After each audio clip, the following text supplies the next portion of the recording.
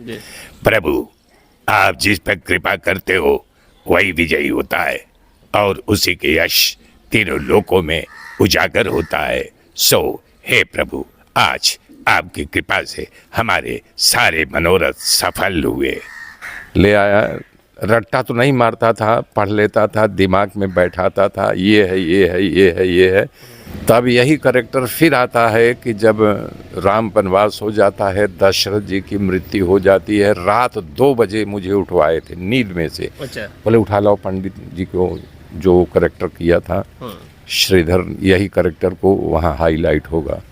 फिर उन्होंने विभीषण की बात आई थी तो उन्होंने मुझे बुलाया कि बोले देखो, विभीषण से ज़्यादा हाईलाइट करेक्टर होगा एक जामवंत।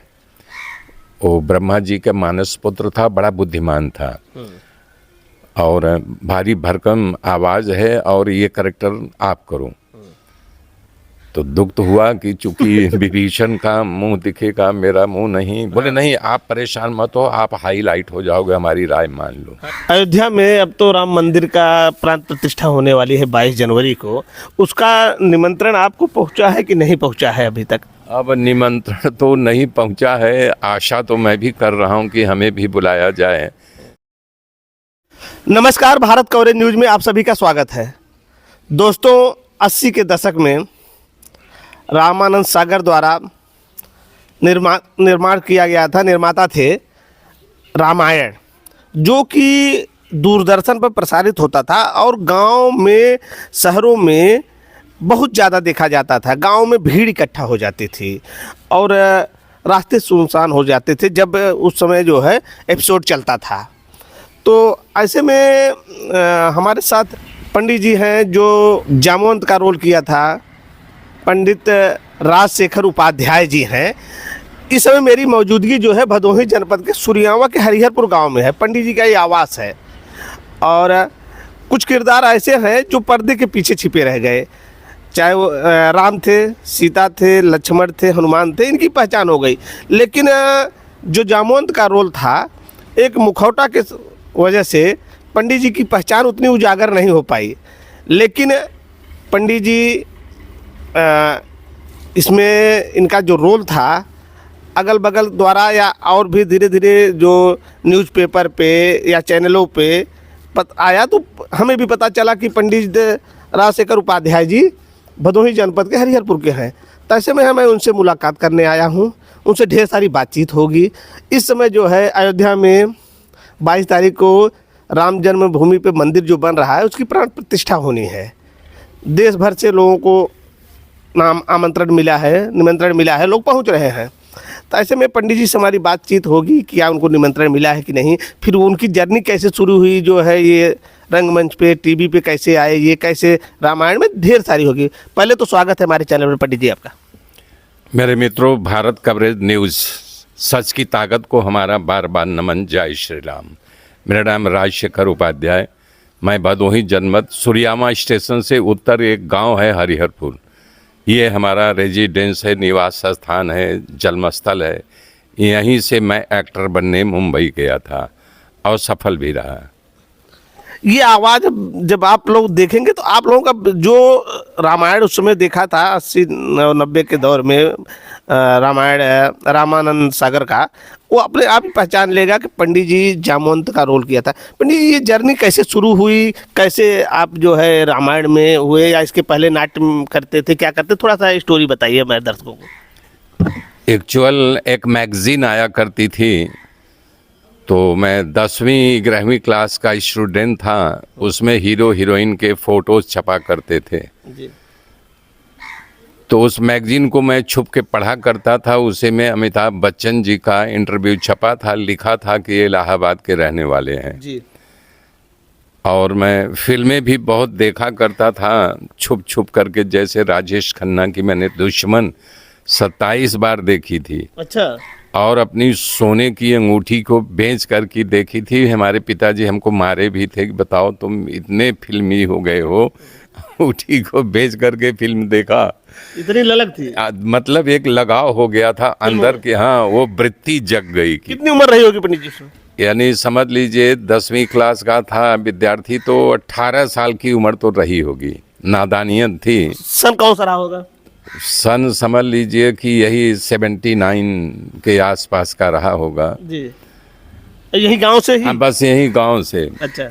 तो उसी मैगजीन में निकला था FTI फिल्म टेलीविजन इंस्टीट्यूट जी। में ट्रेनिंग के लिए, अच्छा। कि अगर जो लड़के लड़कियां ट्रेनिंग लेना चाहते हैं फिल्मी जगत में जाने के लिए तो यहाँ ट्रेनिंग ले सकते हैं। मैं भी उस मैगजीन में से उस पृष्ठ को फाड़ करके उसको भर करके भेज दिया। जी। बाय द वे हमारे यहाँ पोस्ट ऑफिस थी, हमारे पिताजी जी। पोस्ट मास्टर थे, हमारे यहाँ लेटर आ गया। हाँ। मैं तो एकदम फूला नहीं समाया, और यानी कि लोगों में ऐसा उत्साह नहीं था, उमंग नहीं था, ये फिल्मी दुनिया क्या होती है, जी। हीरो हीरोइन क्या होते हैं, ABCD पता नहीं। जब मैं मुंबई पहुंच गया तो किशोर दानी, जो किशोर कुमार हीरो थे, उनका एड्रेस लिखा था यहाँ संपर्क करना। जी। जब वहाँ पहुंचा पता चला कि ये फिल्म इंस्टीट्यूट पूना का बंद कर दिया गया है। अच्छा। बहुत सारे आवेदन आए हैं, लाखों की तादाद में थे। इतने हीरो हीरोइन कहाँ कौन बनाएगा, कैसे बनेगी, इनको रोजी रोटी नहीं मिलेगी, हाँ। इसलिए ट्रेनिंग बंद कर दी गई। जी। मैं तो पहुंच गया। जब पहुंच गया किशोर दा बताए कि ये बंद हो गया, अब आप कुछ और कीजिए। जी। तो उन्होंने 2 शब्द कहा कि आपकी आवाज़ बहुत अच्छी है, पर्सनैलिटी अच्छी है, आप ट्राई करो, जो प्रोड्यूसर्स हैं उनसे डायरेक्टर को मिलो, यानी कि कुछ और सोर्स लगाओ। तो उसी दौरान में अमिताभ बच्चन जी का जो एड्रेस छपा था, जी। मैं उनके यहाँ पहुँच गया। उनके सेक्रेटरी शीतल हुआ करते थे, आज वो भी बुजुर्ग हो चुके होंगे, बहुत बुजुर्ग। तो उन्होंने मुझे अपॉइंटमेंट दिया अमिताभ से मिलने के लिए। जी। मुलाकात हुई, बताया मैं आपके पढ़ करके आया हूँ। बोले देखो आप जो है शोज करो, प्ले, नाटक, जी। पृथ्वी थिएटर है, रंग मंदिर है, और बहुत सारे हैं, ग्रुप बनाओ, या जो वहाँ डायरेक्शन दे रहे हैं उनसे मिलो, जी। और तब कुछ कर सकते हो। तो मेरे दिन में उनकी बात बैठ गई, दिमाग हमारा पकड़ लिया। मैंने अपना खुद ये कहीं कि प्लेटफॉर्म बना लिया। SRA प्रोडक्शन, शरद राय जर्नलिस्ट है, परसों वो भी हमारे यहाँ आए थे। जी। और एक अरुण हुआ करता था वो, और R मतलब राजशेखर। जी। हमने अपना बैनर बनाया, शो करना शुरू कर दिया। वांटेड न्यू फेसेस, अच्छा। मतलब नए चेहरे चाहिए, जो डायरेक्टर प्रोड्यूसर वांट निकालते थे। लड़के लड़कियां आज भी आते हैं वांट पढ़ करके कि मैं अपनी तकदीर आजमाऊं। जी।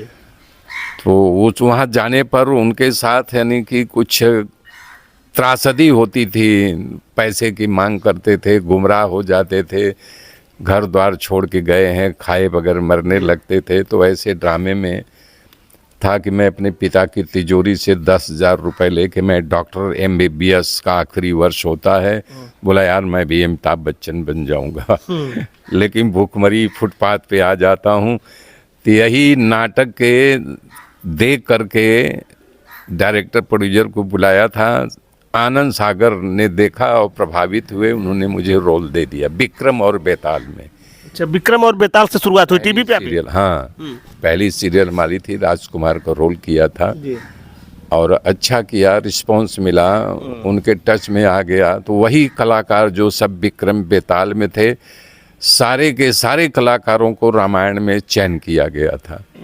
हाँ, तो वहीं से दौर शुरू हुआ, जो आप लोग प्रभावित होकर हमारे पास तक आए हुए हैं। अच्छा पंडित जी, पहले भी क्या रंगमंच में या रामलीला वगैरह में भी पार्ट लेते थे आप, गाँव में या बनारस में, इस तरह कुछ था क्या? रंगमंच मतलब बम्बई जब गया तो वहीं हमारा कार्य क्षेत्र बन गया। बहुत सारे नाटक किया था, लेकिन सबसे मशहूर मेरा नाटक था वांटेड न्यू फेसेस, नए चेहरे चाहिए। और उसमें हमारा मेन किरदार था, उसमें बबलू मुखर्जी, मास्टर राजू, सुष्मिता मुखर्जी, बहुत सारे कलाकार थे। हालांकि मास्टर राजू भी पनपा, बबलू मुखर्जी भी पनपा, बहुत सारे कलाकार पनपे। तो उसमें एक मैं ज़्यादा नाम वाला हुआ। तो पंडित जी, रामानंद सागर ने आपको जामवंत के लिए ही क्यों चुना? और भी रोल हो सकते थे क्या? और रोल आप चाहते थे कि नहीं मिला, फिर जामवंत के लिए तैयारी हुई क्या? ऐसा है कि उनके यहाँ ये किरदार मैं फर्स्ट फ्लोर पे हमें जहाँ रेजिडेंट दिया गया था उतर रहा था।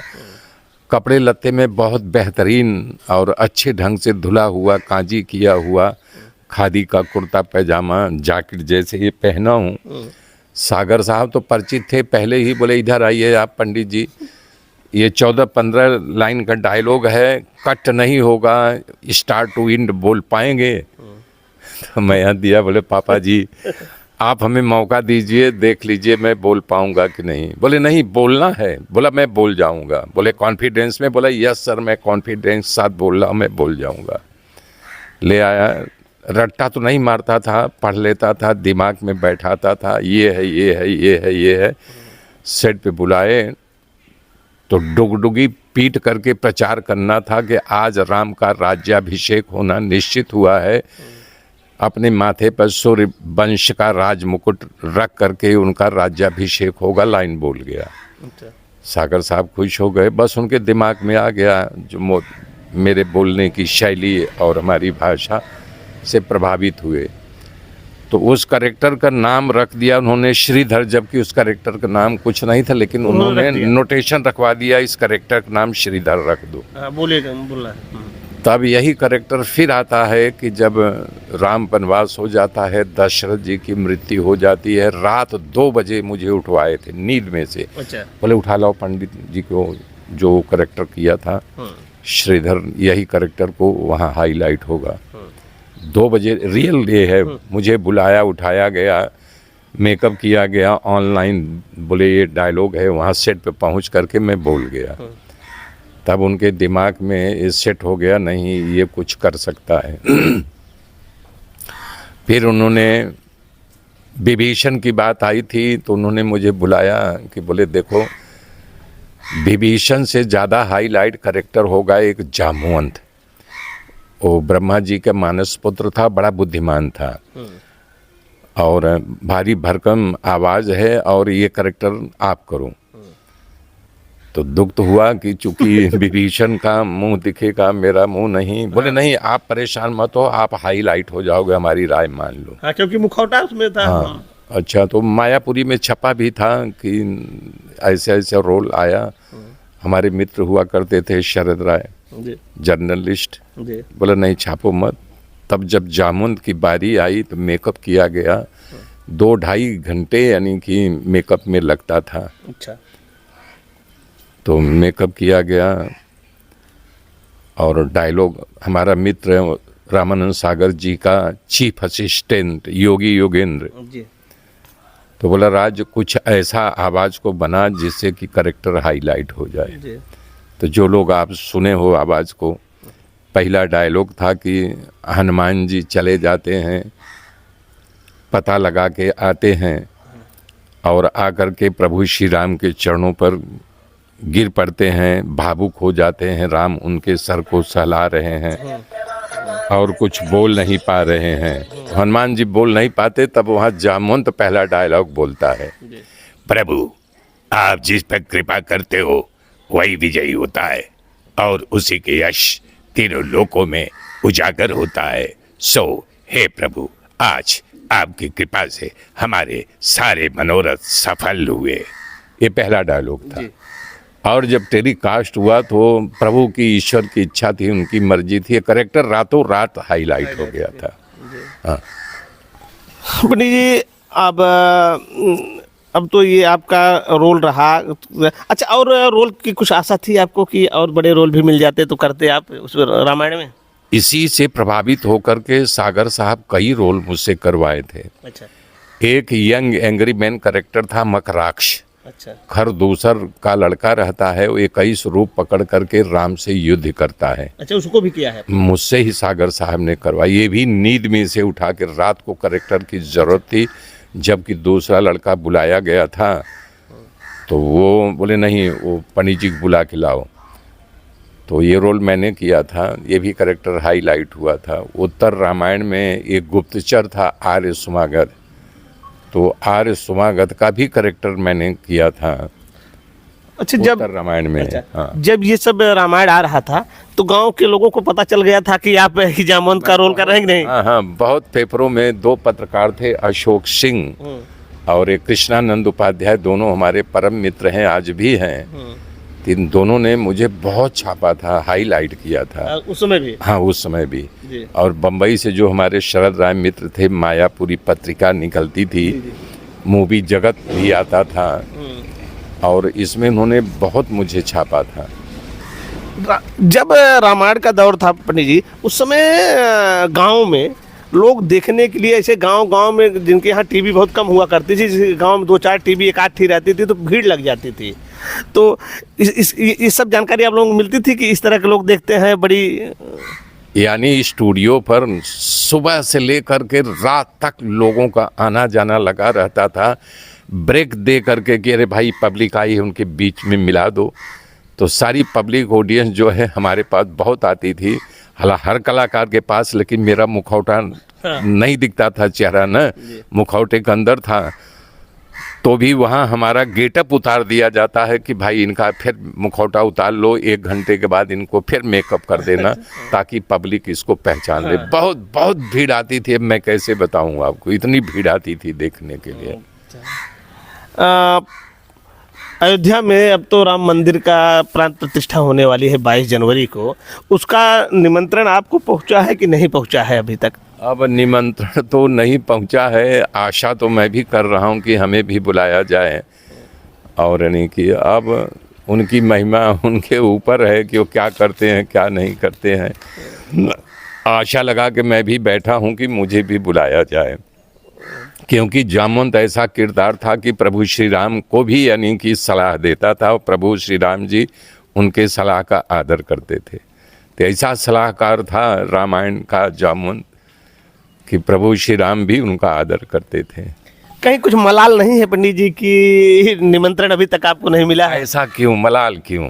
अब देखिए मशीनरी है, मान लो उन तक हमारी बात नहीं पहुंची है, या उनके दिल दिमाग में मैं नहीं आया हूं, या उनके VIP कोटे में नहीं आ रहा हूं, तो मलाल क्या? हाँ, अगर बुलाना चाहेंगे तो बुला सकते हैं। मैं भी आशा और अपेक्षा रख के बैठा हूं, इंतजार कर रहा हूं। निमंत्रण आते ही आप जाएंगे? जो अगर निमंत्रण आएगा तो भाई इसलिए नहीं कि हमको निमंत्रण आ गया, इसलिए प्रभु राम की सेवा तब भी किया था, आज भी एक मौका मिलेगा। हाँ। अच्छा, ये जो प्राण प्रतिष्ठा हो रही है, इसको लेकर कितनी खुशी है, किस ढंग से आप देखते हैं पूरे देश में इसकी चर्चा है? देखिए, पूरा देश क्या, पूरा जगत चर्चा का विषय बना हुआ है। प्रभु श्री राम मतलब साक्षात भगवान ही यहाँ अवतार लिए थे ना। अब दूसरे रूप में फिर समझ लीजिए कि इस देश की काया पलट हो गई है, फिर भगवान श्री राम का अवतार हो रहा है। तो खुशी तो जन जन में है ना, और होनी भी चाहिए। जो भी हो उसके दिल में खुशी होनी चाहिए, चाहे मैं बुलाया जाऊं चाहे न बुलाया जाऊं, लेकिन दिल में उमंग है, उत्साह है। एक बार फिर ये धरती राममय बनने जा रही है। कुछ लोगों को निमंत्रण है और कुछ लोगों को नहीं निमंत्रण है, जाना चाहते हैं, कुछ को निमंत्रण है, नहीं जा रहे हैं। जैसे राजनीतिक लोग हैं जो नहीं जा रहे हैं, उनके लिए क्या कहना चाहेंगे? देखिए, भगवान का ये कहना था, मोहि कपट छल छिद्र न भावा, ते नर मोहि सपने नहीं भावा। ते राजनीतिक हथकंडा लगा करके विरोध प्रदर्शित करके उनको क्या मिलेगा? जी। वही होगा जो प्रभु श्री राम चाह रहे हैं। उन्होंने वर्ण किया है नरेंद्र मोदी जी का, मुट्ठी भर में किसी एक का इतिहास लिखा जाता है, सबका इतिहास नहीं लिखा जाता है। अब मान लीजिए प्रभु उनके ऊपर कृपा बरसा दिया है, तो ये तो अच्छी बात है ना। हाँ। हाँ, हमारे साथ पंडित राजशेखर उपाध्याय जी थे, जो कि रामायण में जामवंत का इन्होंने रोल किया था, और अयोध्या में 22 जनवरी को प्राण प्रतिष्ठा हो रही है। ऐसे में जो वहाँ लोगों को निमंत्रण आ रहा है, अभी श्री राम द्वारा इनकी पाती इनके पास नहीं पहुँची है। इनको कहना है कि इनको कहीं मलाल नहीं है, लेकिन इनको निमंत्रण होता तो ठीक है, और निमंत्रण इनको आएगा तो ये जरूर जाएंगे। इस वीडियो में बस इतना ही। नमस्कार, जय हिंद, जय भारत।